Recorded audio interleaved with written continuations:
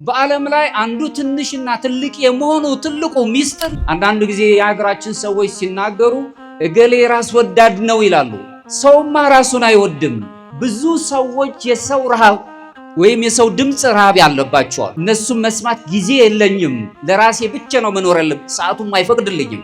ለአንደበቴ ጠባቂን እዘዝላት፣ ምክንያቱም አንደበት እሳት ናት፣ ሰውን ልትጎዳ ትችላለች። መልካም የተናገርነው ነገር ራሱ ተተርጉሞ ሰዎችን ሊጎዳ ይችላል። ሰውን በኩል አይኑ ማየት የሚችል ሰው ትንሽ ነው ትልቅ ነው የማይል። ኦርቶዶክሳዊ መንፈሳዊነት አዋቂነትን ማፍለቅ አይደለም።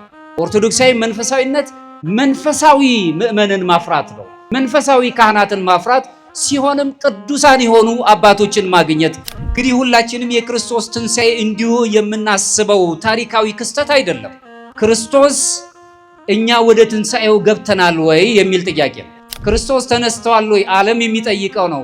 ኢአማናውያን የሚጠይቁት የኛ ጥያቄ እሱ ነው መሆን ያለበት፣ ወይስ እኛ ወደ ትንሣኤው ገብተናል ወይም ቀርበናል ወይ ነው ጥያቄው። የሰው ልብ በራሱ የጦር ሜዳ አውድማ ሆኗል ማለት ነው። ሰው ማነህ የሚባልበት ሰው ሆኖ ሰው በሰውነቱ ሰው አንተ ማነህ አይባልም። ሰው ነው በያዘው የቆዳ መልክ በሚናገረው ቋንቋ ባለበት የተወለደበት አካባቢ የሚነገርለትና የሚቆጠርለት ዓለም ላይ ስለምንኖር ስብራታችን ብዙ ነው። ያውም ስብራት ስል የሚጠገን ዓለም አይደለም። አሁን ያለንበት ዓለም በጣም የሚያስጨንቅ ተስፋን የሚያስቆርጥ ነገር ግን ክርስቲያኖች ስለሆንን በተስፋ ስለምንሄድ እንጽናናለን እንጂ እጅግ የደቀቀ ዓለም ውስጥ ነው የምንኖረው። ለምን? ሰዎች በሰውነታቸው የማይከብሩበት ዓለም ላይ ነው ያለነው። ክርስቲያኖች ሁልጊዜ አልቃሾች አለ መሆን ያለብን። ተሻግሮ ማየት የሚችል ጨለማን ይህንን ካየን ብርሃንስ ምን ብለን ልንገልጸው ነው? ንስሐ ማለት በጥምቀት ካገኘነው የይቅርታ በር ሁለተኛው በር ነው፣ የይቅርታ በራችን ነው ብሎ ይነገር። ንስሐ የሚገባ ሰው ፍጹም የሆነ የትንሣኤ ባለቤት ነው የሚሆነው። ትንሣኤችን ከንስሐ ላይ ቆጥበን አይገባም። ሁልጊዜ እግዚአብሔርን ማሰብ የምንችልበት ከእግዚአብሔር ጋር የምንኖርበት በደቂቃ ውስጥ አያቆሙትም። ቆመውም ተነስተውም ተኝተውም ይጸልዩታል። በጣም አጭር ጸሎት ብለው አባቶቻችን የሚጠሩት ይሄ ነው። አንተ ከራስህ ጋር ታረቅ፣ ሰማይና ምድር ካንተ ጋር መታረቅ ይጀምራሉ ይላል። ለዚህ ነው የእግዚአብሔር ቤተሰቦች የኛ ማንነት ጥያቄ ውስጥ ነው ያለው። ሰው ማነህ ብሎ ነው የሚጠይቀን። የግል ማንነታችን ራሱ ጥያቄ ውስጥ ነው ያለው። ማንነት አሁን ተፈቶ ያላለቀ ነው። እንደ ክርስትና ከሄድን እኔ ገሌ ነኝ ማለት የምንችልበት ቋንቋ ካለን ሰው ነን። ሰዎች በምዕራቡ ዓለም ላይ ለእንስሳት ሲጨነቁ እናያለን። ዛሬ ሰው በረከሰበት ሰው በማይታይበት ዓለም ላይ ነው የምናየው ነው። ራሱን ያውጣ የሱ ጉዳይ ነው የኔ አይደለም የምንልበት ዘመን ላይ ነው። እንደውም ዓለም በጣም ይገርማቸዋል። ማንነታችሁን እንኳን አያከብርላችሁ። እኔ ነኝ እንኳን ስትሉት አያዳምጣችሁም። የፈለገው ቦታ ወስዶ ያሰልፋቸዋል። በምትናገሩት በቋንቋ ከዚህ አካባቢ ነው የመጣው ብሎ አይደለሁም እኔ ሰው ነኝ ስትሉ እድል አይሰጣችሁ፣ አይፈቅድላችሁ። እኔ በምልህ ውስጥ ነው መግባት ያለብህ፣ አለበለዚያ ግለጥ ማንነትን ነው የሚላችሁ። ከኔ ጋር ነኝ? ተሳስቻለሁ? ክርስቶስ ተነስቷል። ከተነሳልን አምላክ ጋር መኖር ጀምረናል ወይ ነው አሁን ጥያቄው። ከኔ ጋር ናችሁ? በስመ አብ ወወልድ ወመንፈስ ቅዱስ አሐዱ አምላክ አሜን። ክርስቶስ ተንሥአ እሙታን አሰሮ ለሰይጣን ሰላም ኮነ። ቸርነት የባህሪ የሆነ አምላካችን እግዚአብሔር እዚህ ሰዓት ስላደረሰን ስሙ የተመሰገነ ይሁን። የተከበሩ የዚህ ታላቅ ካቴድራል የስብከተ ወንጌል ክፍል ኃላፊ መምህር ኤልያስ፣ እንዲሁም በየማይረጋችሁ የማላቃችሁ ሁላችሁንም ካህናት፣ ዘማሪያን፣ ወጣቶች፣ የሰንበት ትምህርት ቤት ተማሪዎች፣ ምዕመናት ቸርነት የባህሪ የሆነው አምላካችን እግዚአብሔር ለዚህ ሰዓት ስላደረሰን ስሙን እያመሰገንን እንደተለመደው ስብከታዊ ነገር አይደለም አቀርበው ምናልባት በደንብ ብትረዱኝ ብዬ ስለማስብ ትምህርታዊ ይዘት ያሉ በተወሰነ መልኩ የኦርቶዶክስ እሳቤን የሚገልጽ ወቅታዊ የሆነ ትምህርትን ለማቅረብ ነው። እንግዲህ እግዚአብሔር ያስተምረናል። እንደው ጊዜው የዘመነ ትንሣኤ ብርሃን ያየንበት የሞት ጥላ ተገፎ ሕይወታችንን በትንሣኤው የተገለጸበትና ሁልጊዜ ክርስቲያኖች የምናስበውን ሕይወት የምንኖርበትንና ፍጹም የሆነ ከእግዚአብሔር ጋር የምንገናኝበት በተለይም ደግሞ ኦርቶዶክሳውያን ሱታፊ አምላክ በግሪክኛው ቴዎሲስ ከሚባለው ጋር የምንገናኝ ስለሆነ ያንን የምናስብበት ስለሆነ ከዛ ጋር በተያያዘ መልኩ ጊዜውን ይዘን በተወሰነ መልኩ የቤተ ክርስቲያን ትምህርትን ለማየት እንሞክራለን። እንደው እንደመነሻ ያህል ግን ብርሃንም በጨለማ ይበራል፣ ጨለማም አላሸነፈውም። የወንጌላዊው ዮሐንስ ምዕራፍ 1 ላይ ከቁጥር 5 የተጻፈውን ኃይለ ቃል ይዘን ከጨለማ ወደ ብርሃን የኛ የትንሣኤ ነፍስ ጉዞን የምንመለከትበትን ነገር እናያለን። ምክንያቱም ትንሣኤ ነው። ትንሣኤያችን በነፍስ የምንጓዝበት በተለይም ደግሞ ኦርቶዶክሳውያን ስጋ የሚባል ነፍስ ያለን መንፈስ ያለን ትስልስታዊ ሂደቶች ያሉብን። ከዚህ የተነሳ በስጋ ብቻ የምንደሰትበት ብቻ ሳይሆን በነፍስና በመንፈስ ደግሞ የምንረጋጋበት ሁልጊዜ ከእግዚአብሔር ጋር ግንኙነት እንዲኖረን የሚያደርግ ኃይለ ቃል ስላለው በዚሁ ቃል ሁላችንም እንደው እንድትከታተሉኝ ማጸናለሁ። ኃይሉን ጥበቡን እግዚአብሔር ይግለጽልን። ብርሃን ራሱ በጨለማ ይበራል፣ ጨለማውም አላሸነፈውም። ብርሃን የተባለ አምላክ ትንሣኤ ክርስቶስ ጨለማው ዓለም አላሸነፈውም ነበር። የኛ የጨለማ ኑሮ ወይም ሞት የተባለው ጥላ አላሸነፈውም ነበር።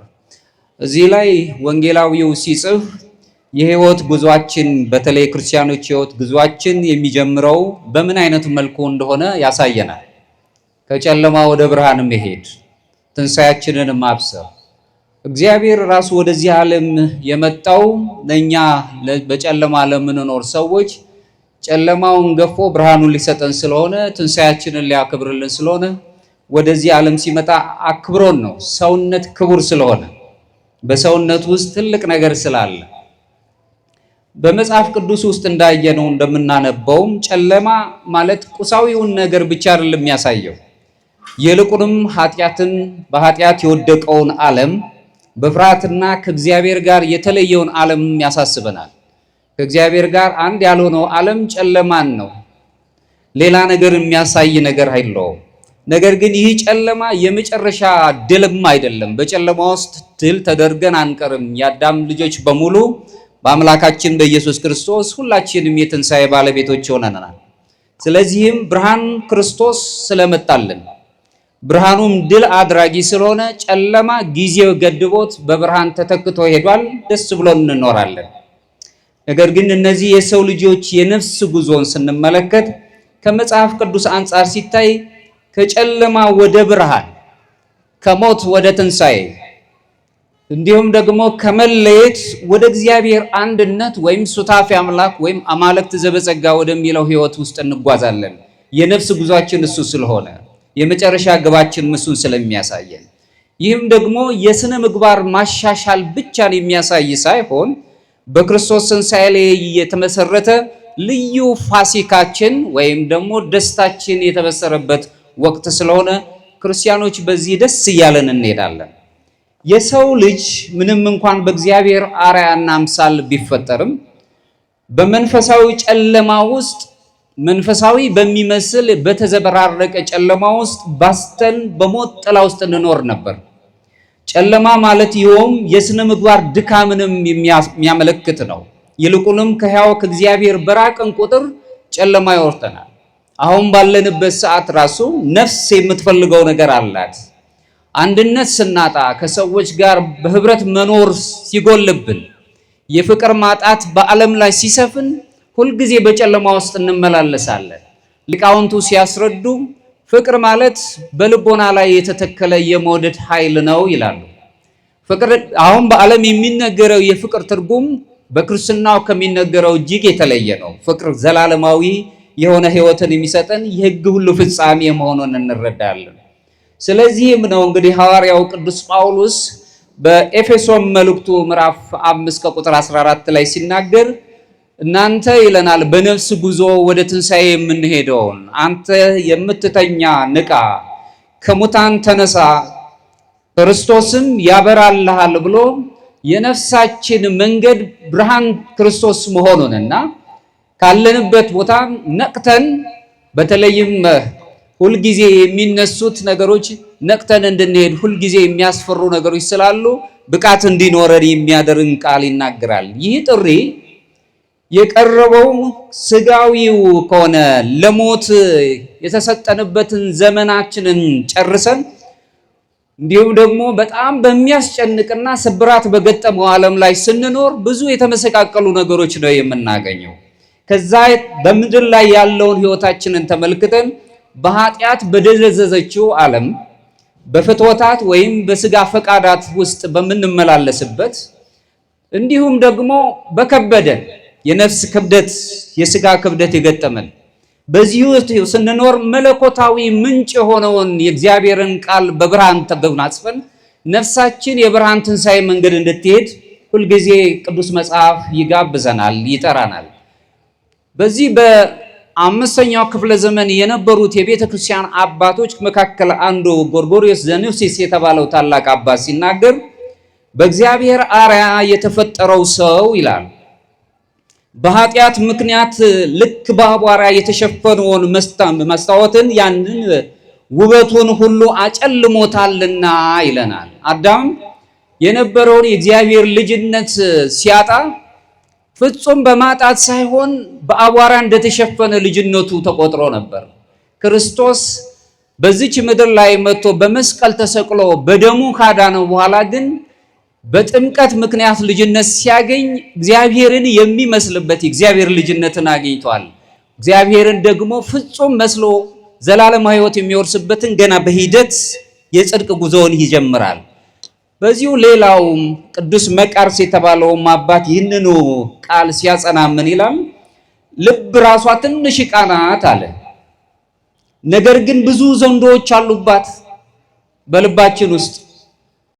ብዙ ጊዜ በተለይም አትናቴዎስ የእስክንድርያው ታላቁ አባት ሲናገር ከልብን ከአእምሮ ጋር ያያይዛታል፣ ወይንም ነፍስን ከአእምሮ ጋር ያያይዛታል። ልብ ትንሽ ናት፣ ግን ትንሽ ብትሆንም ብዙ ዘንዶች ብዙ አውሬዎች አሉባት ይላል። እነዚህ አውሬዎች ቢኖሩባትም አለ እዚያው ቦታ ደግሞ እግዚአብሔር መላእክት ሕይወትን የሚመስል የመንግስት ነገሮች ሁሉ ይሰፍሩባታል። ስለዚህ አቀርብ ለከ እሳተ ወማየ ደይ እዴከ ሀበ ዘፈቀርከ ነው። እሳትና ውሃን አቅርቤልሃለሁ ወደ ወደድከው እጅህን ሰንዝር ነው የሚለው። በእኛ ልብ በምትባለው ትንሿ አካል ላይ እነዚህ ነገሮች ይስተናገዳሉ። ስለዚህ የነፍስ ብርሃናችንን ለማግኘት ከሄድን እግዚአብሔር በሚስተናገድበት መንገድ ወይም የነፍስ ብርሃንን ፈልገን ማግኘት አለብን ማለት ነው። እሱ ካልሆነ ግን ብዙ በዓለም ላይ ስብራት በገጠመው ያውም ስብራት ስል የሚጠገን ዓለም አይደለም። አሁን ያለንበት ዓለም በጣም የሚያስጨንቅ ተስፋን የሚያስቆርጥ ነገር ግን ክርስቲያኖች ስለሆንን በተስፋ ስለምንሄድ እንጽናናለን እንጂ እጅግ የደቀቀ ዓለም ውስጥ ነው የምንኖረው። ለምን? ሰዎች በሰውነታቸው የማይከብሩበት ዓለም ላይ ነው ያለነው። ሰው ማነህ የሚባልበት ሰው ሆኖ ሰው በሰውነቱ ሰው አንተ ማነህ አይባልም። ሰው ነው በያዘው የቆዳ መልክ በሚናገረው ቋንቋ ባለበት የተወለደበት አካባቢ የሚነገርለትና የሚቆጠርለት ዓለም ላይ ስለምንኖር ስብራታችን ብዙ ነው። ለመጠገን በጣም በሚያስቸግር ሁኔታ ነው ያለነው። አገራችን ብቻ አይደለም በሌላውም ዓለም በብዙ መከራ ውስጥ ስለምንኖር ስቃያችን የሰፋ ነው የሚሆነው። ይህንን ስንመለከት ግን አሁንም የነፍስ ብርሃናችን ትንሣኤን ጉዞ ስንጀምር የተዘበራረቀውን ዓለም እየዘነጋን ሰማያዊውን ዓለም እያሰብን እንሄዳለን። ለዚህም ነው እንግዲህ በመላእክት በእግዚአብሔርና ሕይወትን በሚገልጽ መንግሥተ ሰማያትን በምታሰብ ንጹሕ በሆነች ልብ ውስጥ በምንመላለስበት ጊዜ እግዚአብሔር እኛን ይጎበኘናል። ስለዚህ ምርጫችን መልካም መሆን አለበት ማለት ነው። ስለዚህ የሰው ልብ በራሱ የጦር ሜዳ አውድማ ሆኗል ማለት ነው። ትላልቅ አውሬዎች ያሉበት፣ በዓለም ላይ ብዙ ፍላጻዎች ያሉበት፣ እንዲያውም ደግሞ ብርሃንን የሚሰጥ የእግዚአብሔር መንግስት የሚሰፍርበትና እግዚአብሔር ራሱ የሚገለጽበት። ስለዚህ በእነዚህ በደግና በክፉ መካከል ትልቅ ትግልና ጦርነት አለ። የሰው ልጆች አሁን የምንኖረው በዚህ ጦርነት ውስጥ ነው። ከዚህም ብዙ ጊዜ የምናየው ጨለማን ስንመለከት ብዙ ጊዜ ከስቃይ ጋር የምናያይዘው ነው። የወደቀው የሰው ልጅ ሁኔታን ያሳየናል። አዳም የወደቀበትን ሁኔታ ስንመለከት ጨለማ ድቅድቅ የሆነ ተስፋ የሌለው የሚያስመስል ድቅድቅ ያለ ጭላንጭል ነገሮች የማያስብ ነው የሚሆነው። ጨለማ ዝም ብሎ ወይም ግዑዝ ብቻም አይደለም፣ ይልቁንም ንቁ የሆነ መዛባትን በውስጣችን መፍጠር የሚችል ኃይል አለው ጨለማ በራሱ። ነገር ግን ኦርቶዶክሳውያን በተለይም ደግሞ በግሪክኛው ኑንስ ተብሎ የሚታወቀው አይነ ልቦና ወይም የአእምሮ መገለጥ ብለን የምናውቀው ምኞታችንን እና ፈቃዳችንን መግዛት ስንጀምር ከዚህ የተሰበረውና ድቅድቅ ካለው ጨለማ ውስጥ ከተዛባውና እኛን ከሚያሰቃየን ጨለማ የመውጣት ኃይልን እግዚአብሔር አምላካችን ይሰጠናል።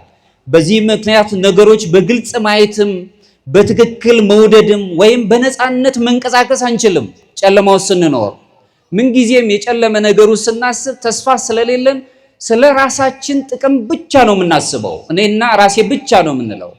ሌላውን ነገር የማሰብ ጊዜ አይኖረንም። በዚህ ምክንያት ዓለም ስብራት ውስጥ ትወድቃለች፣ ሰዎች ይመሰቃቀላሉ፣ ቤት ይፈርሳል፣ ልጆች ይቸገራሉ፣ አገር ትጨነቃለች። የአንድ ቤተሰብ መፍረስ የቤተክርስቲያን የአገር መፍረስ ምክንያት ይሆናል። ትንሿ ቤት ማለት ቤተሰብ የምንለው ትንሿ ቤተክርስቲያን ናት። የቤተክርስቲያን ምሳሌ ሆና የምትቀርብ ናት። ለዚህም ነው እንግዲህ ይህ ታላቁን አደጋ ስንመለከት ብርሃንም በጨለማ ይበራል ጨለማም አላሸነፈውም የተባለ ጨለማ ያላሸነፈው የብርሃን አምላካችን ኢየሱስ ክርስቶስ ከኛ ጋር እንዲሆን ልባችን ሁልጊዜ የነፍስ ትንሣኤያችንን የሚናፍቅ መሆን አለበት ማለት ነው። ትልቁ አደጋ ብርሃን አለመኖሩ አይደለም የእግዚአብሔር ቤተሰቦች። ትልቁ አደጋ ግን ብርሃኑን ራሱ አለማወቅ ነው። በብርሃኑ ውስጥ አለመኖር በራሱ ትልቅ ችግር ነው። ዓለም ብርሃኑን አያውቀውም። ምክንያቱም እሱ ብርሃን ብሎ የሚገልጸው ሰዋዊ የሆነውን የተገለጸውን ብርሃን ነው። ይህ ብርሃን ግን ያልተፈጠረ ረቂቅ የሆነ እኛ ሁላችንም በ13ኛው ክፍለ ዘመን የተነሳው ሳይመን የተባለው የነገረ መለኮት ምሁር ሲናገር እኛ ወደ ተፈጠርንበትና ወደ ተገኘንበት ወደ አልተፈጠረው የብርሃን ፍላጭ ወደ እሱ እንመለሳለን በማለት ይናገራል።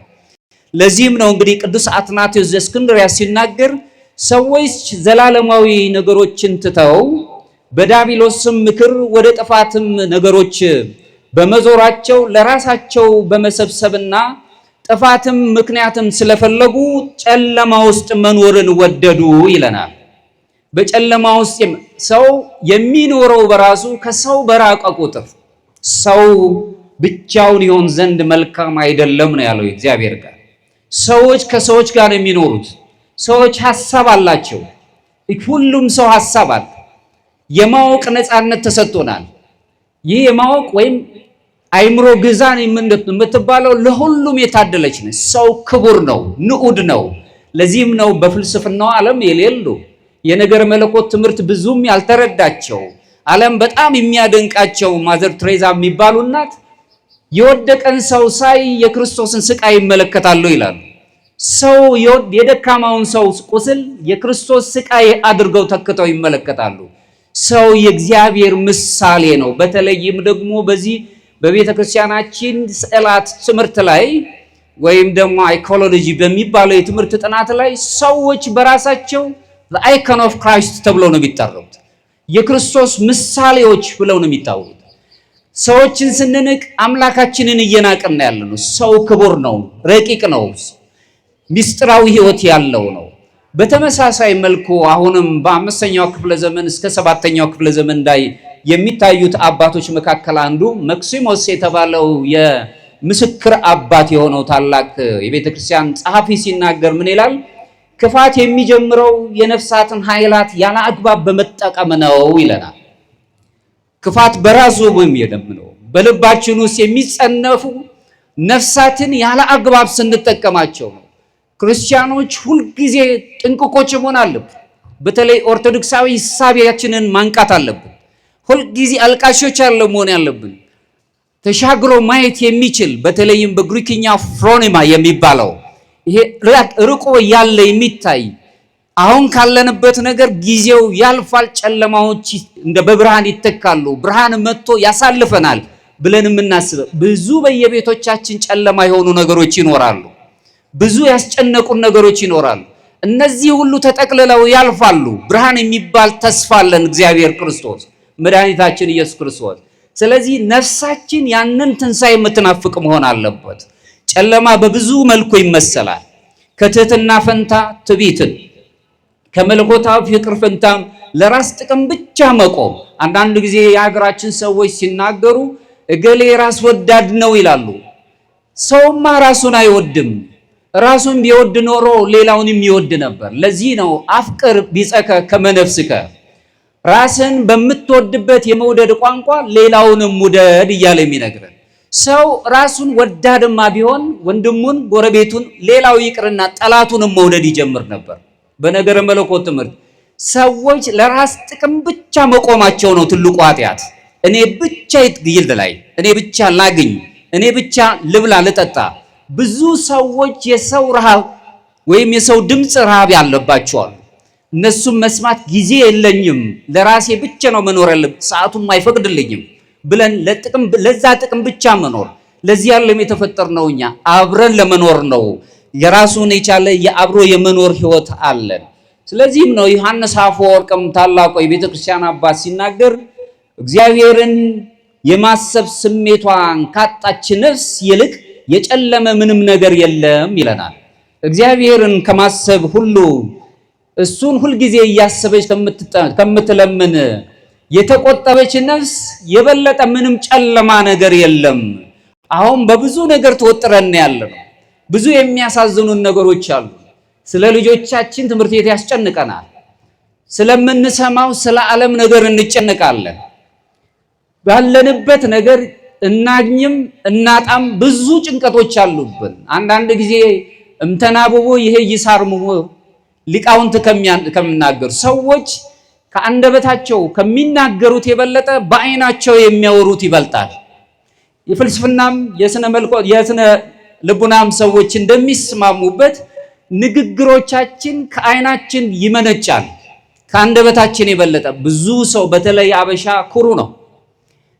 መለመንን አይፈልግም። አንደበቱን እየራበው እየቸገረው በአይኑ ነው የሚያወራው፣ አይኑ ነው የሚንከራተተው። አይኑን ማንበብ የሚችልለት ሰው ይፈልጋል። የሰዎችን አይን ገበና የሚሸፍንለት፣ ድምፁን የሚሰማለት፣ ጸጥ ብሎ ጆሮ የሚሰጠው ይፈልጋል። በዛ ውስጥ መኖር ስንጀምር ስለ ሰዎችና ስለ ራሳችን የነፍስ ጉዞ መሄድ እንጀምራለን ማለት ነው። ክርስትናው ይሄንን ስለሚያሳየን ጨለማን ይሄንን ካየን ብርሃንስ ምን ብለን ልንገልጸው ነው? ብርሃን የዓለም ብርሃን የሆነው ክርስቶስ ወደ ዓለም የመጣበትን ሂደት የምንመለከትበት ነው። ወደዚህ ጥልቅ ጨለማ ወደ ሆነው ዓለም እግዚአብሔር የላከው መልእክቱን ብቻ አይደለም ራሱን እንጂ። ራሱን ነው አምላካችን የላከው። መልእክተኛ አይደለም የላከልን፣ ራሱን ላከልን። ብርሃን ስለሆነ ይህ ዓለም ከሱ ብርሃንነት የበለጠ የሚያነጻውና ከጨለማ የሚያርቀው ስለሌለ ብርሃን ክርስቶስ ራሱ መጣ። ለዚህም ነው ወንጌላዊው ዮሐንስ ምዕራፍ 8 ከቁጥር 12 ላይ የምናነበው የዓለም ብርሃን እኔ ነኝ ይላል አምላካችን ኢየሱስ ክርስቶስ። የሚከተለኝ የሕይወት ብርሃን ይሆንለታል እንጂ በጨለማ አይመላለስም ይላል። ስለዚህ እሱን ስናገኝ በጨለማ ውስጥ መኖር እናቆማለን። ብርሃናችን ራሱ መድህን ክርስቶስ ነው። ሰው መሆኑ አምላካችን ብርሃን የተባለው ክርስቶስ ሰው መሆኑ በሰውነት በምስጢረ ሥጋዌ መገለጡ እንደ ትጉህ ወይም እንደ ንጋት ጎህ የሚታይ ሲሆን ትንሣኤው ደግሞ የፀሐይ ሙሉ በሙሉ የመውጣት ምሳሌ ሆኖ ነው የምናየው። እሱ ሙሉ በሙሉ አምላካችን መገለጡን የምንመለከትበት። ለዚህም ነው አስቀንድሪያው ታላቅ አባት ቅዱስ አትናቴዎስ ሲናገር ምን ይላል? የእግዚአብሔር ቃል በአካል የመጣው በአርአያውና በአምሳሉ የፈጠረውን ሰው እንደገና መፍጠር የሚችለው እርሱ ብቻ ስለነበረ ነው ይለናል። የወደቀውን አዳም ማንሳት የሚችለው ብርሃን ክርስቶስ ብቻ ስለሆነ ነው። ስለዚህ በዚህ ምክንያት ብርሃናውያን ነን እኛ፣ የመለኮቱ ተካፋዮች ነን እኛ፣ ሱታፌ አምላክ ቴዎሲስን የምናገኝ ነን እኛ። ስለዚህም ነው ቅዱስ አትናቴዎስ በተናገረበት አንቀጽ ስንመለከት ክርስቶስ ወደ ሞት የገባው ሞትን ለኛ ብሎ የተቀበለውና በትንሣኤ የለወጠልን ሞትን እንደ ተሸናፊ ሆኖ ስለቀረበ አይደለም፣ ስለተሸነፈ ሆኖ ወይም ተሸናፊ ሆኖ ስለቀረበ አይደለም። ግን በሞት ውስጥ የኛን ሞት አድርጎ የተቀበለልን ድል አድራጊ ሆኖ የኛን ሞት ማሸነፈት ስለነበረበት ነው። መቃብሩም የአዲስ ፍጥረት ማህፀን ስለሆነ ነው። የተቀበረበት መቃብር በራሱ አዲስ ፍጥረት የፍጥረት ማህፀን ስለሆነ ነው። ለዚህም ነው ባለግጥሙ ታላቁ አባት ቅዱስ ኤፍሬም ሶርያዊ ሲናገር ይላል፣ ሞት ሟች መስሎት ዋጠው ይላል። ክርስቶስን ማለት ነው። ሞት ራሱ ክርስቶስ ሟች መስሎት ዋጠው፣ እርሱ ግን በሕይወት ሞትን ሞላው፣ አጠፋውም፣ ሻረውም እያለ ይነግረናል። ስለዚህ ሞታችንን የኛን ሞት ራሱ አጠፋው ዋጠውም፣ እንዲሁም ደግሞ በሕይወት በትንሣኤ ሙላት እንዲኖረው አድርጎ ሞታችን በራሱ ሁለት ሞት እንዲያውን ዳግመኛ ሞት እንደሆነ አደረገው። አሁንም ዮሐንስ አፈወርቅ ሲናገር ይህ ብርሃን የተባለው ድል አድራጊነት መሆኑን ሲናገር ወይም ደግሞ ሞት በራሱ ክርስቶስ የሞተልን ሞት ድል አድራጊነትን የሚያሰብ መሆኑን ሲመሰክር ሲኦል ስጋን ተቀብላ አምላክን፣ ምድርን ተቀብላ ሰማይን አገኘች ይላል። ከኔ ጋር ናችሁ? ሲኦል ስጋን ተቀብላ ስጋ መለኮትን ማለት ወልደ እግዚአብሔርን ተቀብላ አምላኳን አገኘች። ምክንያቱም ሲኦል ሰውኛው ሰው መጣ፣ አዳማዊ ሕይወት መጣ ብላ ነው ያሰበችው። አምላክን አገኘች። ምድርንም ተቀብላ ደግሞ ሰማያዊውንም አገኘች። ምድራዊው የሆነው አንተም ምድርነህና ወደ ምድር ወይም አፈርነህና ወደ አፈር ትመለሳለህ የተባለውን አዳምን አገኘው ብሎ ሲያይ ሰማያዊውን ሰማይና ምድርን የፈጠረውን አምላክ አገኘ በማለት በቅኔው ቅዱስ ዮሐንስ አፈወርቅ ያስረዳናል። ስለዚህ ትንሣኤ ድል ብቻ ሳይሆን የመገለጥና ብርሃናችንን የምናውቅበት የሌሊቱ ጨለማ ጊዜው ተገድቦ ጨለማ በራሱ ወቅቱን ያለቀበትና ሁልጊዜ ብርሃን ብለን የምንነግርበት ሰውኛውን የሆነው ይመሻል ይነጋል የምንልበት ሳይሆን ስንነቃም ስንተኛም ብርሃናውያን ሆነን የምናስብበት ስለሆነ ብርሃን ተብሎ የተገለጸው ራሱ መድኃኒታችን ኢየሱስ ክርስቶስ በውስጣችን ያለው ደግሞ እኛ ራሳችን በልባችን ውስጥ ያለው ብርሃን ተብሎ የተገለጸው ነው። ሌላው የህይወት ጉዟችንን ስንመለከት ምክንያቱም በነፍስ ህይወት ውስጥ ነው መሄድ ያለብን ያለው የህይወት ጉዟችንም በነፍስ ውስጥ ከሞት ወደ ህይወት የምንሄድበት ነው። ከሞት ወደ ህይወት ትንሣኤያችንን የምናበስርበት ዘመን ነው አይሆን ያለ ነው። በየጊዜው ትንሣኤያችንን እንገልጻለን፣ እንናገራለን። ግን ቆም ብለን ማሰብ አለብን። ሁሌ ትንሣኤ ሰዎች እንድንሆን ትንሣኤ ከኛ ውጪ ያለ ታሪክ ብቻ አይደለም፣ መቅረትም የሌለበት አይደለም። ይልቁንም የኛ የውስጣችን የሰው ልጆች የውስጣችን እውነታ ታሪክ መገለጫችን ነው። ዝም ብለን ጠፍተን ተበትነን የምንቀር ሰዎች አይደለም። በአብዛኛው ትመለከቱ እንደሆነ ጩኸት ይበረክታል፣ ለቅሶ ይበረክታል፣ ያለ ብዙ ስቃዮች አሉብን። ነገር ግን ከስቃይ በኋላ ግን ሌላ ደግሞ መልካም ነገር እንደሚገጥመን ሁልጊዜ ብርሃን አምላካችንን ይዘን ጉዛችንን ወደፊት እናስባለን። ስለዚህም ነው ብርሃነ ዓለም ቅዱስ ጳውሎስ ሲናገር ሮሜ ምዕራፍ 6 ከቁጥር 4 ላይ እኛም በክርስቶስ ትንሣኤ አዲስ ሕይወትን ይዘን እንኖራለን፣ በጥምቀት ከእርሱ ጋር በሞቱ ምን ተቀበርን እያለ ይናገራል። ምሳሌያዊ በሆነ የምስጢራተ ቤተ ክርስቲያን ተካፋዮች እንድንሆን ይጋብዘናል። በሱ ሞት እሱም ስንጠመቅ የሱን በሞቱን እንመስለዋለን። ስንነሳም ተጠምቀን ስንወጣም ደግሞ በትንሣኤው ባለቤቶች ሆነን እሱን እንመስላለን። ይህ ጉዞ በትውፊት 3 ደረጃዎችን ያስገነዝበናል። አዎ በነገረ መለኮት ትምህርት ውስጥ ኦርቶዶክሳዊ መንፈሳዊነት የሚባል ትምህርት አለ። በዚህ ውስጥ 3 ደረጃዎች አሉ። ይህንን ትምህርት ቅዱስ ጳውሎስ ከሚያስተምረው ትምህርት ጋር የሚጣጣም አንደኛው ንጽሐ ሥጋን የሚገልጽልን ነው። ሁለተኛው ንጽሐ ነፍስ ነው። ሶስተኛውና የመጨረሻው ግን እግዚአብሔርን የምናገኝበት ንጽሐ ልቦና ነው። እዛ ደረጃ ላይ ቅዱሳኑ ደጋጎቹ ይደርሳሉ። ጉዟችን እሱን መሆን ካልቻለ አሁንም በተሰበረው ዓለም ላይ እንዲሁ ተበትለን እንድንቆይ የሚጋብዘን ሆኖ ነው የምናገኘው። ከዛም እግዚአብሔር እንዲያወጣን መጸለይ አለብን። የመጀመሪያው ደረጃ ላይ ንቃት ያስፈልገናል። በንስሐ መጽሐፈ መነኮሳት ስለ ንስሐ ሲያነሳ ንስሐ ተውበት ጸጋ እምድኅረ ጸጋ ማር ይስሐቅ ሲነግረን ንስሐ ማለት በጥምቀት ካገኘነው የይቅርታ በር ሁለተኛው በር ነው፣ የይቅርታ በራችን ነው ብሎ ይነግረናል። ከእግዚአብሔር ጋር የምንናገርበት ንስሐ የመጀመሪያዋ የብርሃን ጮራችንም ናት፣ እግዚአብሔርን የምናገኝበት። ንስሐ ማለት መናዘዝ ብቻ አይደለም። ንስሐ ማለት በፊት በሰራነው ኃጢአት ዳግመኛ ላለመስራት ቃለ መሐላ መፈጸም ማለት ነው። ወይም ንስሐ ማለት ፍጹም ምስክርነትን መግለጽ ማለት ነው። ወኩን መሐይምነ እስከ ለሞት ይለናል። በእምነት እስከ መጨረሻው ድረስ ከሕቅታችን ድረስ የታመንን መሆን አለብን። በንስሐችን ውስጥ እግዚአብሔር አምላካችንን እንመሰክራለን፣ ደግ ነገር ስላረገልን፣ ብርሃንን ስለሰጠን። ንስሐ ተስፋን መቁረጥን ሳይሆን ተስፋ የተሞላበትን ሐዘን አለበት። በንስሐ ውስጥ ሐዘን አለው፣ ደስ የሚያሰኝ ስቃይም አለበት። የስቃይ ደስታ እንዴት ነው ልትሉኝ ትችላላችሁ። ስቃይ አይቀርም አለ።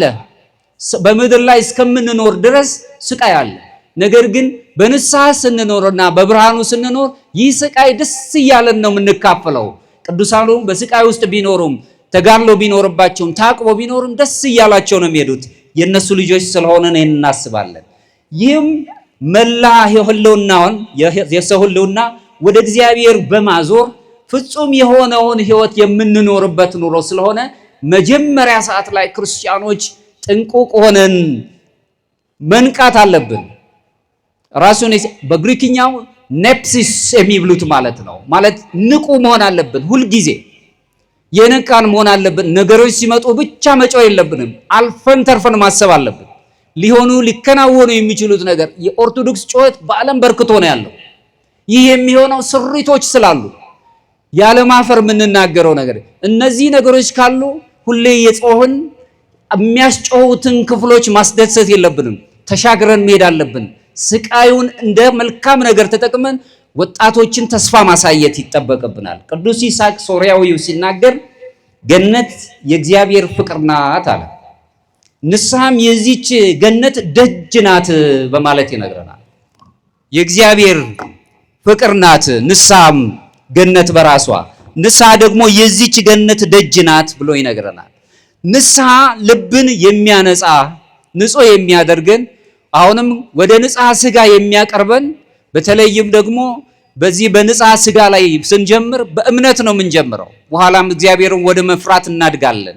በንስሐ እንቆማለን። ራስን ወደ መግዛት እንቀርብና ንጹህ ልብ ያለውን የርኅራኄ ነገር ገንዘብ እናደርጋለን። በዚህ ውስጥ እንድንኖር እድሉን ይሰጠናል። ንስሐ በራሱ በውስጣችን የሚጀምረው ልዩ ትንሣኤ አለው፣ ብርሃን አለው። ንስሐ የሚገባ ሰው ፍጹም የሆነ የትንሣኤ ባለቤት ነው የሚሆነው። ትንሣኤችን ከንስሐ ላይ ቆጥበን አይገባም። ሁልጊዜ እግዚአብሔርን ማሰብ የምንችልበት ከእግዚአብሔር ጋር የምንኖርበት በተለይ እዚህ በፍጥሞ ደሴት ውስጥ ወይም ማውንት አቶስ የሚባለው ደሴት ውስጥ የሚኖሩ መነኮሳት አባቶች በዕለት ውስጥ ምንም ነገር ቢሆን እንኳን ኪሪያ ላይሶን አቤቱ ይቅር በለን እግዚኦ መሐረነ ክርስቶስን በደቂቃ ውስጥ አያቆሙትም። ቆመውም ተነስተውም ተኝተውም ይጸልዩታል። ምክንያቱም በውስጣቸው ሰርቶ የገባ ስለሆነ ምንጊዜም ከእግዚአብሔር ጋር አቤቱ ይቅር በለን። ሁልጊዜ ከሳሾች ራሳቸውን እንደ ኃጢአተኛ እየቆጠሩ ይቅር በለን አቤቱ ይቅር በለን ሁልጊዜ ይጸልዩታል። በጣም አጭር ጸሎት ብለው አባቶቻችን የሚጠሩት ይሄ ነው። በተለይም ደግሞ ንጹህ ጸሎት ተብላ ትጠራለች።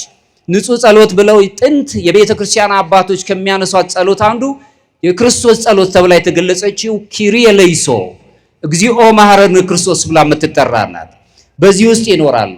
ዮሐንስ ዘሰዋስው ተብሎ የሚታወቀው ታላቁ አባት ሲናገር ምን ይላል? ንስሐ የተስፋ ልጅ ናት። ተስፋ የቆረጡ የሚጠፉባት እንዲሁም ደግሞ የህይወት መንገድን ለሚናፍቁ ደግሞ ህይወትን የምትሰጠናት በማለት ይነግረናል። ትንሣኤን ስናስብ ነፍሳችን ወደ ትንሣኤ ጉዞ ስትሄድና ቴዎሲስን ወይም እግዚአብሔርን ወደ መምሰል ፍጹም እግዚአብሔርን ወደ መምሰል ስንቀርብ ሁልጊዜ የምናስበው ነገር ምንድነው? በንስሐ እግዚአብሔርን እያሰብነው አቤቱ ይቅር በለን። በስጋ ተቸግረናል፣ በነፍስ ግን ህይወትን እንድናገኝ ብዙ በስጋ ላይ የጎደሉብን ነገሮች አሉ። ያገኘ ራሱ ብዙ ጎሎበታል። ያገኘ የሚመስለው አሁን ለናንተ ብዙ አግኝተዋል ብላችሁ የምታስቧቸው ሰዎች በቤታቸው ብዙ የጎደለ ነገር አላቸው።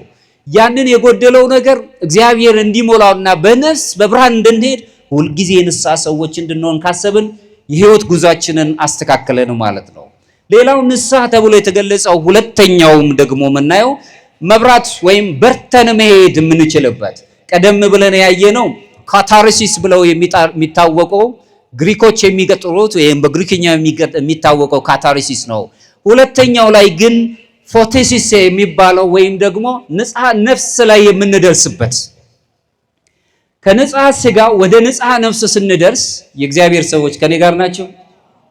ምን ጊዜም ገደላችንን መሻገር ይጠበቅብናል። እያንዳንዳችን የሐሳብ ገደል አለብን፣ ወይም ደግሞ የሚያስጨንቁ ነገሮች አሉብን። የግድ መሻገር አለብን ወደ ንጽሐ ነፍስ ለመድረስ። ብዙ ጥልቅ የሆኑ ጥልቅ እሳቤዎችና በጣም ማንደርስባቸው ነገሮች አሉ፣ ግን ግድ መሻገር አለብን ወደ እግዚአብሔር ለመድረስ። የእግዚአብሔርን ቃል በደንብ ለመረዳት የእግዚአብሔር መንፈስ ቅዱስ ጸጋ ከኛ ጋር እንዲሆን የግድ ገደላችንን በስጋ የምናየውን ገደላችንን መሻገር ይጠበቅብናል። እሱን ስናልፍ የሚጠበቅብን ከእውነት ጋር መቆም ነው። እውነትን ዳጭሮ መፈለግ ነው። እውነት ምንድን ነው? ስለ እውነት ሰዎች በእውነት ውስጥ ምን አይነት ቦታ ነው ያላቸው? እውነት አንጻራዊ አይደለም። በኦርቶዶክሱ ወይም በክርስትናው ዓለም እውነት አማናዊ ነው። ምክንያቱም እውነት እግዚአብሔር ስለሆነ የሚከፋፈል አይደለም። እውነት ነው።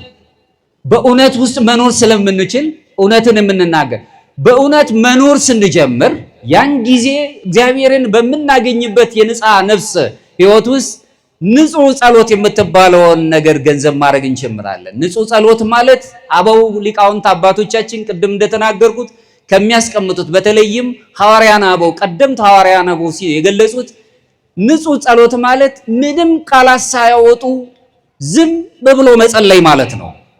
ማለት ምን ማለት ነው? ምናልባት ብዙ ጊዜ ተናግሬዋለሁ። የራሴው አንድ መምህር ሜትሮፖሊታን ካልሶስ ዌር ይህንን ቃል በደንብ ያስታውሰናል። በእድሜው ገና ሕፃን ሆኜ ሳለ ይላል። ከኔ ጋር ናችሁ? ሁለት አረጋውያን ወደ ቤተ መቅደስ ለጸሎት ሲገቡ አየሁ ይላል። እነዚህ አረጋውያን ሁለቱም ወደ ቤተ መቅደስ ሲገቡ በአንድነት ገቡ። አንደኛው ግን ፈጥኖ ወጣ፣ ጸሎቱን ጨርሶ ማለት ነው። ያ ጓደኛው አረጋዊ ግን እጅግ ረጅም ሰዓት ወስዶ ከብዙ ሰዓት በኋላ ተነስቶ ይወጣል። ቀደም ብሎ የወጣው ሰው አረጋዊው አባት እግዚአብሔርን ምን ያህል የምትጠይቀው ነገር ቢኖር ነው ይሄ ሁሉ ሰዓት ፈጅተ የወጣኸው አለው። ዘግይቶ የወጣው አባት ሲናገር ምን አለ? አይ ምንም ነገር የምጠይቀው አልነበረኝም። ታዲያ ሁሉ ሰዓት ምን ታደርግ ነበር? ቤተ መቅደስ ውስጥ ገብቼ ቁጭ ብዬ እግዚአብሔርን ሳየው። ከኔ ጋር ናቸው? እግዚአብሔር እኔን እንዲያይን ስፈቅድለት፣ እግዚአብሔር እኔን ሲያይን ውስጤን ሲመረምር፣ እኔም እሱን ሳየው ቆይቼ ጊዜን ጨርሼ ወጣሁ አለው። ያቺ ናት ፍጹም ጸሎት ነው መጽሐፉ ላይ ያስቀመጠው። ፍጹም ጸሎት ማለት እግዚአብሔር እንዲያየን መፍቀድ ማለት ነው። ማነብንብ አይደለም። ንባቡ አያገለግልም እያልኩ አይደለም። እግዚአብሔር እንዲያየን እሱን እንድናይ ማየት የምንችልበትን ኖንስ ወይም አይነ ልቦናችንን አንቅተን ማሳየት ማለት ነው። ስለዚህ ዝም ብሎ መጸለይ እንለምዳለን። ሁለተኛው ማዕረግ ላይ ስንደርስ አሁን እዚህ ካታርሲስ የምትለዋ ላይ ካለፍን በኋላ የምናየው ፎቲሲስ የሚባለው በግሪክኛ የተገለጸው የጸጋ ህይወት የምናገኝበት ወይም ደግሞ እግዚአብሔርን የምናገኝበት ደረጃ ላይ ስንደርስ ዝም ነው ምንል። አንዳንድ ሰዎች አሉ በጣም የሚገርማችሁ የማይጸልዩ የሚመስሉ በዓለም ላይ ነው ያሉት፣ ዓለም ውስጥ ነው ግን ከዓለም እሳቤ ወጥተዋል። የዓለሙ ጫጫታ ብዙ አያስጨንቃቸውም። ስላገኙት ስላጡት ነገር ብዙ አይጨነቁም። ነገር ግን ምን ጊዜም እዛ ማዕረግ ላይ ሲደርሱ የሚናፍቁት የመጨረሻው ማዕረግ ነው። ቴዎሲስ የምትባለዋን ማዕረግ ወይም ደግሞ ፍጹም እግዚአብሔርን ወደ መምሰል የምትደርሰው ማዕረግ ነው። ሁለተኛው የሚነግረን መብራት ነው ወይም ደግሞ በራሱ ኢሉሚኔሽን የሚባለውን መብራት ነው። ይህ ደግሞ ልብ የነጻ ሲሆን የክርስቶስ ብርሃን ነፍስን ማብራት ይጀምራል። በስጋችን ወድቀን የነበርን ሰዎች ከፍቶት ራሳችን በመጀመሪያው ማዕረግ ላይ የፍቶት ስጋ የነዚህ የምናያቸውን የስጋ ድቀቶችን ሁሉ አራክፈን ትዕቢትን የሚመስል ትዕግስት ማጣትን የሚመስል ምቀኝነት የሚመስል ነገር ስለኔ እኔ ብቻ ከሚል እኛ ከሚለው መንፈስ ጋር መቆራኘት ስንጀምር ወደ ሁለተኛው ማዕረግ ስንደርስ ከፍቶታት ሁሉ እንርቃለን። ከዚህ ዓለም ጣጣዎች ሁሉ እንርቃለን። የስጋ ፈቃዳትን እናራግፋለን። ሁለተኛው ማዕረግ ላይ ስንደርስ ግን የልብ ጸጥታን እናገኛለን። ወይም ደግሞ በግሪክኛው አሁንም ሄዚኪያዚዝም ማለት የልብ ጸጥታ፣ ውስጣዊ ሰላም ማለት ነው። ውስጣዊ ሰላም በሌለው ሰብዕና ውስጥ አገር ትተራመሳለች፣ ትቸገራለች። ቤተሰብ ይጨነቃል፣ ህፃናት ይቸገራሉ። ሰላም ከራስ ስለሚጨምር ለዚህም ነው ይስሐቅ የተባለው ቅድም የገለጽኩት ቅዱስ ይስሐቅ ሶርያዊ ሲናገር አንተ ከራስ ጋር ታረቅ፣ ሰማይና ምድር ካንተ ጋር መታረቅ ይጀምራሉ ይላል። ሰዎች ከራሳቸው ጋር መታረቅ ከሀሳባቸው ጋር ወይም ከድርጊታቸው ጋር ከንግግራቸው ጋር መታረቅ ሲጀምሩ ካለው ስብራት ከገጠመው ዓለም ጋር አልፎ ሄዶ ከሌሎች ሰዎች ጋር መታረቅ ይጀምራሉ። ከሰማይና ከምድር ጋር መታረቅ ይጀምራሉ። ዮሐንስ ወንጌል ምዕራፍ 1 ከቁጥር 9 ላይ ለሰው ሁሉ የሚያበራው እውነተኛው ብርሃን ወደ ዓለም ይመጣ ነበረ ነው የሚለን። ምክንያቱም ትንሣኤያችን ብርሃን ነው። በትንሣኤ ብርሃን ውስጥ ነው አሁን ያለ ነው። ይህ ጨለማ ዓለም ብርሃን አስፈልጎት ስለነበር ለሰው ሁሉ የሚያበራው ብርሃን ክርስቶስ ትንሣኤ ወደ ዓለም ላይ ይመጣ ነበር ይላል። ይህንኑ ቋንቋ አሁንም በ6ኛው እስከ 7ኛው ክፍለ ዘመን የነበረው ጎርጎሪዮስ ፓላማስ የተባለው ታላቅ የቤተ ክርስቲያን አባት ሲናገር ምን ይላል? የታቦሩ ጌታ ብርሃን ይላል። የታቦሩ የጌታችን ብርሃን በብርሃን የተገለጸው በደብረ ታቦር የተገለጸው የታቦሩ ጌታ ብርሃን የተፈጠረ ብርሃን ሳይሆን የማይፈጠረው መለኮታዊ ኃይል ነው። ስለዚህ የሰው ልጆች ያንን ገንዘብ የምናገኝበትን አማልክት ዘበጸጋ የሚያሰኘንን የብርሃን ጸጋ ይሰጠናል በማለት ያስረዳናል። ይህ ማለት በጾምና በጸሎት እንዲሁም በቤተ ክርስቲያን ምስጢራት በተለይም ደግሞ በቅዱስ ቁርባን አማካኝነት ምእመኑ በዚህ መለኮታዊ ብርሃን ውስጥ ተካፋዮች እንሆናለን። ካህናቱ ተካፋዮች እንሆናለን። ግልጽ ነኝ? ይረዳችኋል? ግልጽ ነው።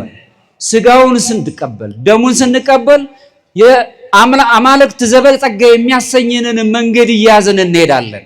ከሱ ጋር ከመለኮታዊ ኃይል ጋር ተካፋዮች እንሆናለን።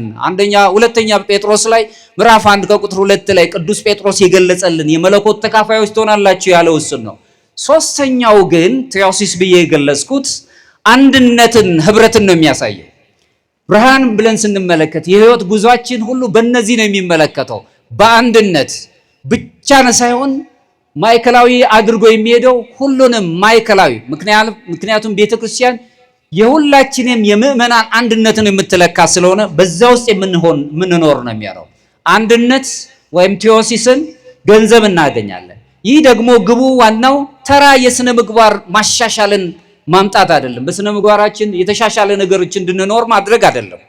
ከዛ በላይ ነው ማሰብ የምንችለው። ከእግዚአብሔር ጋር መዋሃድን፣ ከእሱ ጋር በህብረት መኖርን፣ ህይወታችንን ደግሞ በሱታፊ አምላክ ተሳታፊ እንዲሆንና ከመለኮቱ ጋር እግዚአብሔር ወደ ፈቀደልን እግዚአብሔርን ወደምንመስልበት ዓለም መቅረብ ማለት ነው። ይህ የክርስቲያኖች የኦርቶዶክሶች የትንሣኤ ጉዞ ተብሎ ይጠራል።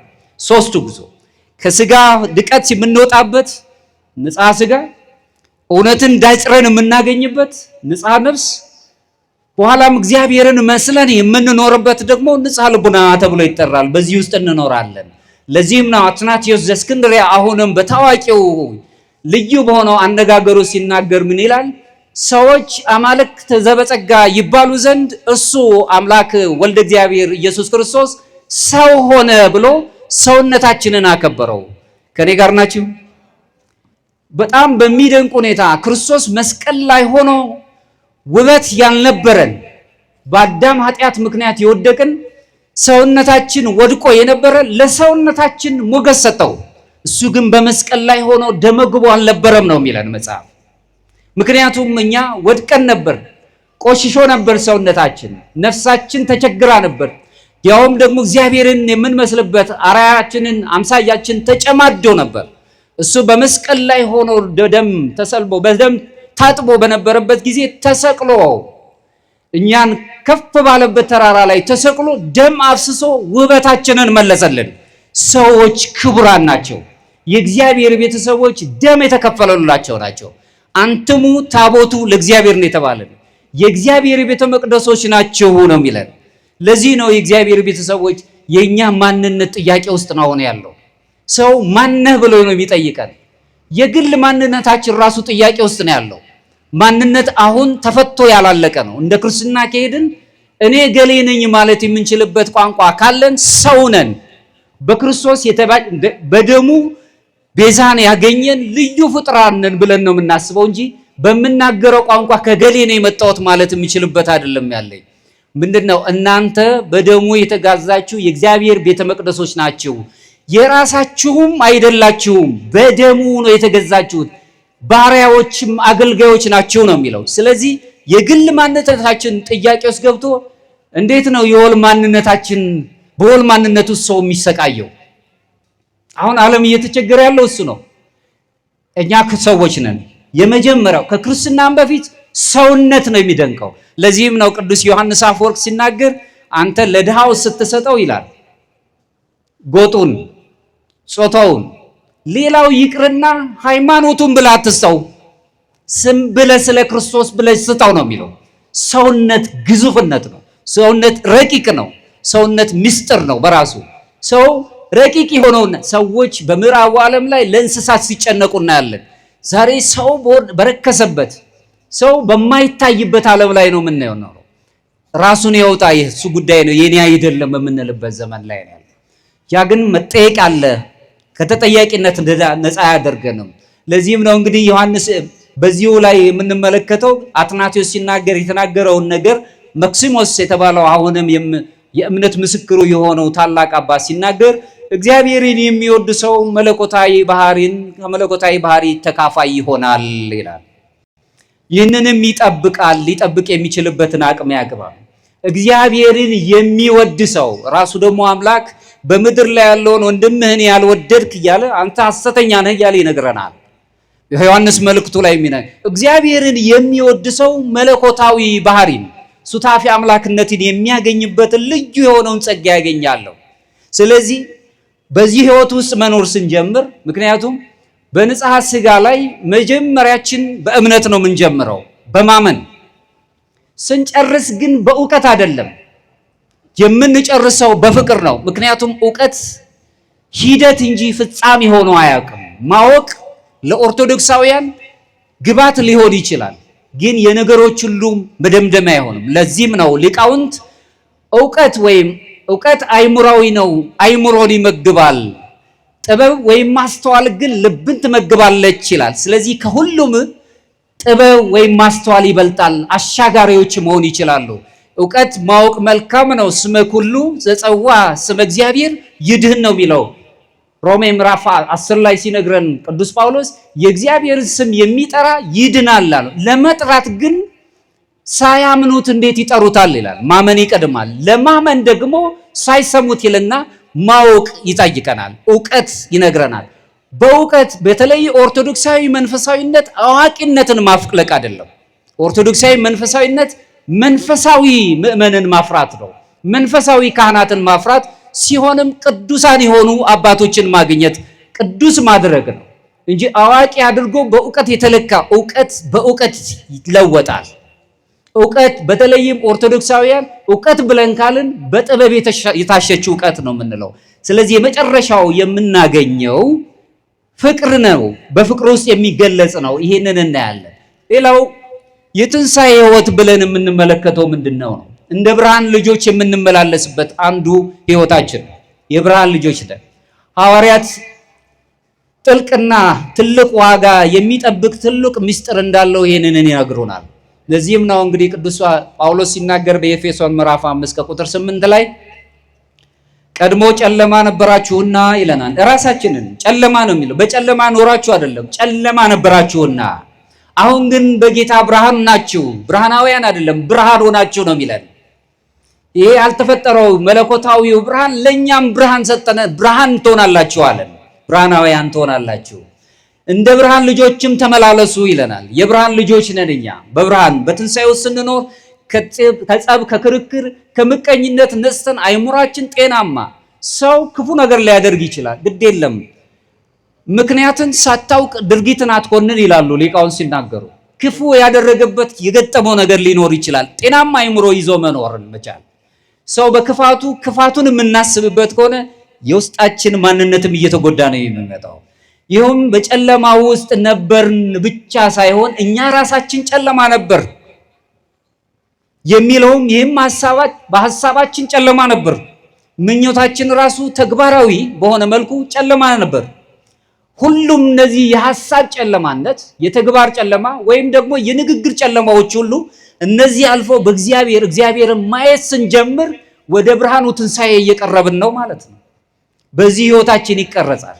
አሁን ግን በክርስቶስ ትንሣኤ አማካኝነት ከውጭ የመጣው ብርሃን የመራልን ብቻ ሳይሆን ራሱ ብርሃንን የፈጠረ የብርሃን አምላክ ራሱ ብርሃን የተባለ መድህን ክርስቶስ ትንሣኤያችን እኛን ራሱ እናንተ የዓለም ብርሃን ናችሁ ብሎ ብርሃናውያን ወይም ብርሃን አደረገን፣ በብርሃን እንድንኖር አደረገን። ስለዚህ እናንተ እንደ ብርሃን ልጆች በጥበብ ተመላለሱ ያለውን መመላለስ ምን ማለት ነው ብሎ ቅዱስ ጳውሎስ የተናገረውን በብርሃን መመላለስ ማለት ስጦታን የህይወት መንገድን መለየትና ማወቅ ነው። የእግዚአብሔር ስጦታችን ምንድን ነው? ሰው በስጦታው ነው። እያንዳንዱ ሰው የተሰጠው ስጦታ አለ። ስጦታችንን ማወቅ የማያቋርጥ እንቅስቃሴ ይኖረናል። መንፈሳዊ እንቅስቃሴያችን የትንሣኤ ዕለታዊ መገለጫ መሆን ያለበት እነዚህ ናቸው። በትንሣኤው ስንመለከት ሐሳባችን መነሳት አለበት። የደከመ ሐሳብ ይዘን መኖር አይለብንም። የደከመ ንግግር አንደበቶቻችን የተገሩ መሆን አለባቸው። ምክንያቱም ቃላት ሐጽ ናቸው፣ ቃላት ገዳዮች ናቸው፣ አዳኝም ናቸው። ለዚህም ነው እምተናበቦ ይሄ ይሳርሙ ይላሉ ሊቃውንት፣ ከመናገር ዝምታ ይሻላል። ምክንያቱም ባለመናገር ውስጥ ብዙ ንግግሮች ስላሉ ሰዎች ስላልተናገሩ አይናገሩም አይባልም። ዝም ያለ ሰው ብዙ ንግግሮች አሉት በውስጡ የሚናገር፣ በዝምታ ውስጥ ራሱ የሚያስተላልፈው ነገር አለ። ይህም ደግሞ ሐሳብ ብቻን የሚቀይር ነገረ መለኮት ሳይሆን በተግባር የምንኖረው እውነታ ነው። በተግባር መመላለስ ማለት ሐሳባችን በራሱ መቀየር አለበት፣ ንግግሮቻችን መቀየር አለበት። በደንብ ድብ ብላችሁ ትመለከቱ እንደሆነ ወደ ሊቀ ካህናቱ ይዘው ሲሄዱ በሊቀ ካህናቱ ግቢ ውስጥ ሳለ መድህን ክርስቶስ ጴጥሮስን አንተ የናዝሬቱን ኢየሱስ ክርስቶስን የእሱ ተከታይ ሳትሆን እንዲያውም አነጋገር እሱን ይመስል ነበር ነው ያሉት። የእግዚአብሔር ሰዎች ንግግሮቻቸው የተለየ ነው፣ የታወቀ ነው።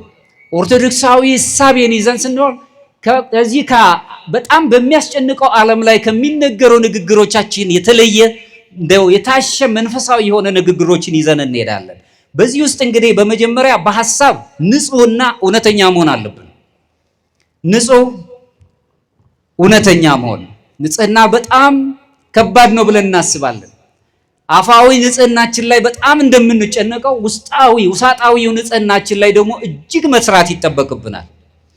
የብርሃን ጉዞ የሚጀምረው በአይምሮ ውስጥ ወይም በመንፈሳዊ የማስተማል ክፍል ውስጥ ኑንስ ተብላ በምትታወቀዋ አይነ ልቦና ተብላ የምትታወቀዋ በዚህ ውስጥ ነው በብርሃን ጉዞ የምንጀምረው። ሁለቱ ደቀ መዛሙርት ይሄ ኢያሪኮ ላይ የሰማናቸውን የኤማሁስ መንገደኞችን የሰማናቸው ክርስቶስ አብሯቸው ሲሄድ ሳለ አላወቁትም ነበር። ማዕዳቸውን ባርኮ ቆርሶ ባልቶ ከነሱ ጋር ማዕዳቸውን ካከበረላቸው በኋላና ከተሰወራቸው በኋላ ግን አይናቸው ተገለጠ ይላል። ያን ጊዜ ሰዋዊው የሆነው የሥጋ አይን አልነበራቸውም ማለት አይደለም። የልቦናቸው አይን ተከፈተ። ማወቅ የሚችሉበትን ነገር ልባችን ይቃጠል የነበረው ለካ እሱ ነው እያሉ ይናገሩ ጀመር ይላል።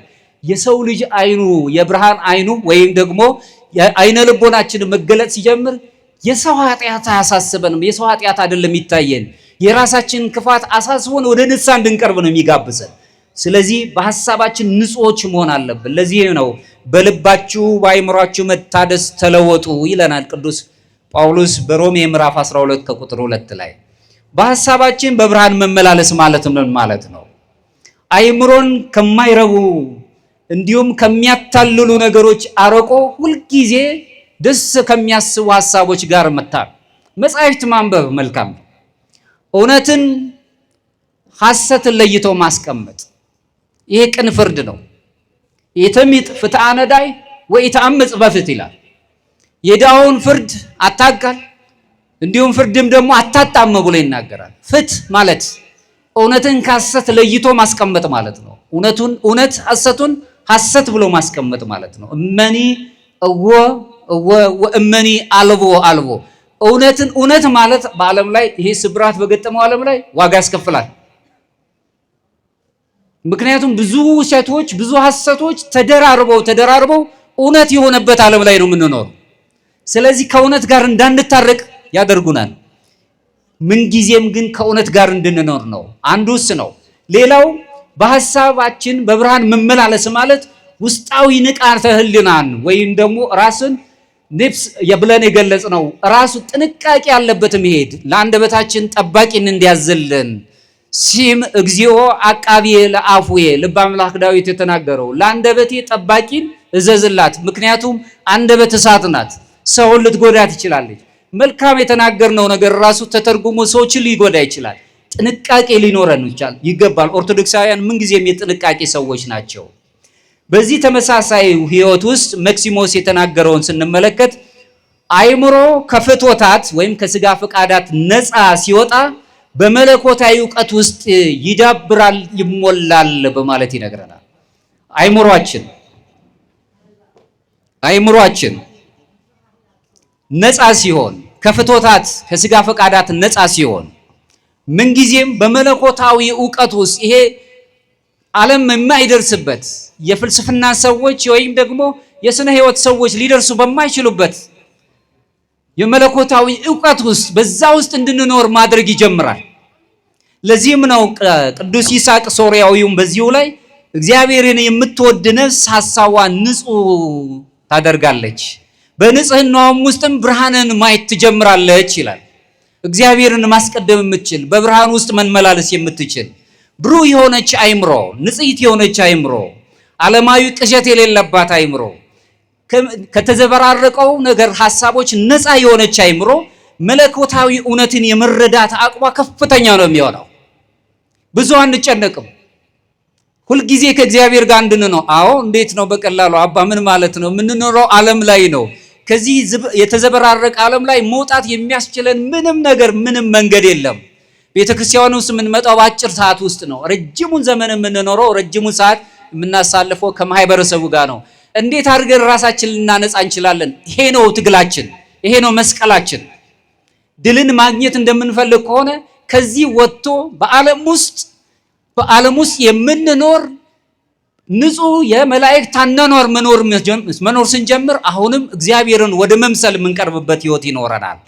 ሌላው ልብ ነው። ልብ ተብሎ የተገለጸው በልብ ፍቅርንና ርኅራኄን ገንዘብ ማድረግ። ፍቅር ቅድም የገለጽኩት ነው። አእምሮ ሲበራ ልብም በቅድስና እሳቱ ሲቃጠላል። ትንሣኤም በውስጣችን አዲስ አቅምንም ይዞ ተለክቶ ይቀመጣል። ይህም ክርስቶስ እንደወደደን የመወደዱን አቅም መረዳት እንጀምራለን። ስለኛ የሞተውን የተሰቀለውን አምላክ በኋላ ትንሣኤያችንን የባረከልንን አምላክ መረዳት እንጀምራለን። ከእውነት መረዳት እንጀምራለን። እንዲሁ በታሪካዊ ወይም በባህላዊ መልኩ ሳይሆን በእውነት መረዳት እንጀምራለን። ለዚህም ነው እንግዲህ ሮሜ ምዕራፍ 5 ቁጥር 5 ላይ በተሰጠንም በመንፈስ ቅዱስ የእግዚአብሔር ፍቅር በልባችን ፈሷል እያለ የሚነግረን። ሁላችንም በልባችን በብርሃን መመላለስን የምናይበት ይሄ ነው። መክሲሞስ አሁንም መልሼ የምናገረው ምን ይላል? ሰው ሁሉ በእኩል መውደድ የሚችል ሰው ብፁዕ ነው ይላል።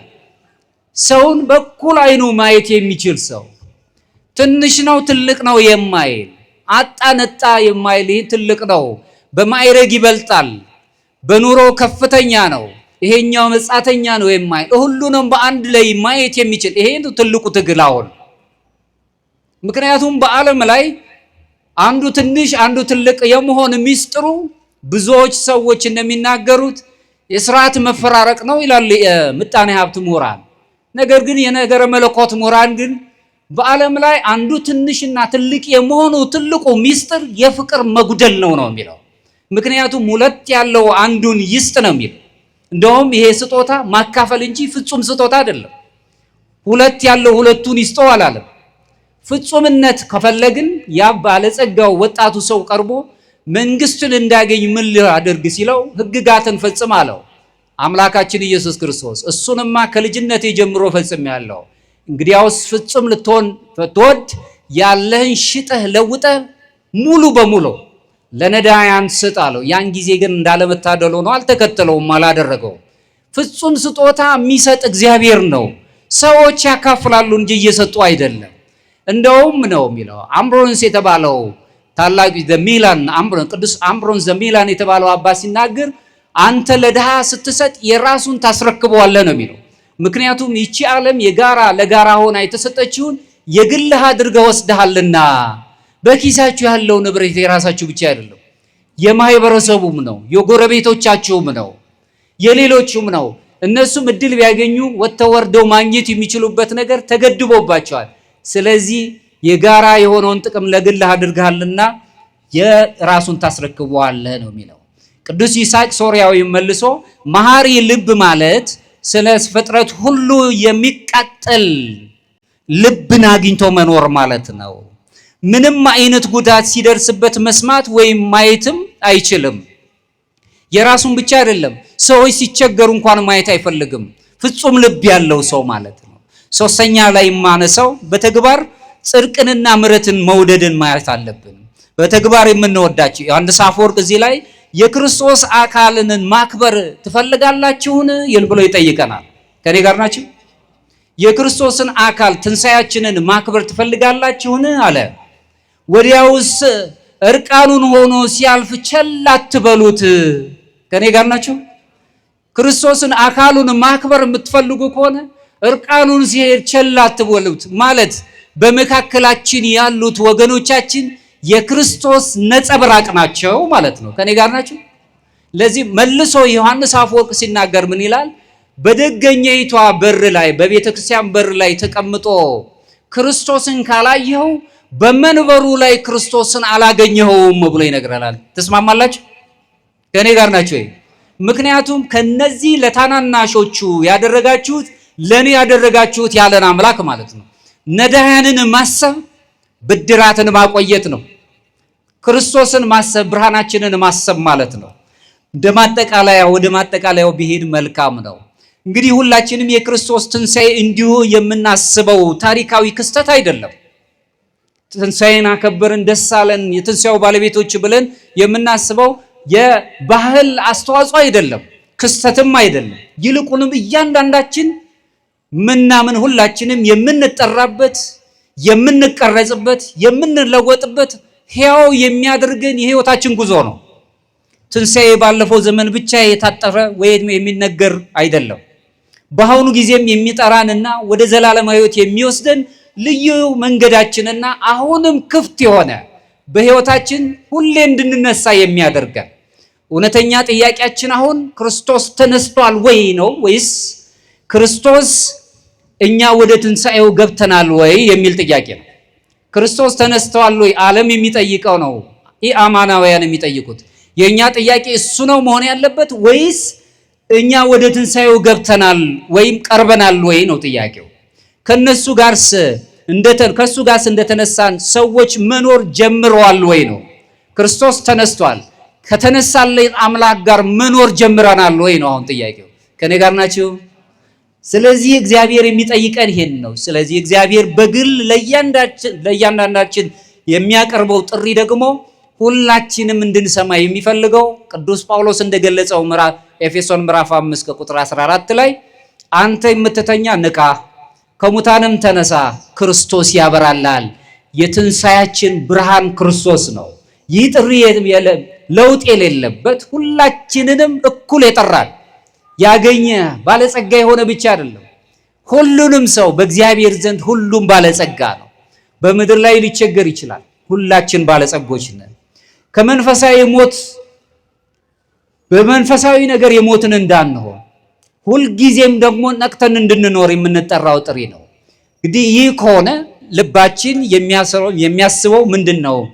ከኃጢአት ጨለማነት ርቆ ብርሃን ትንሣኤያችንን ማሰብ መጀመር።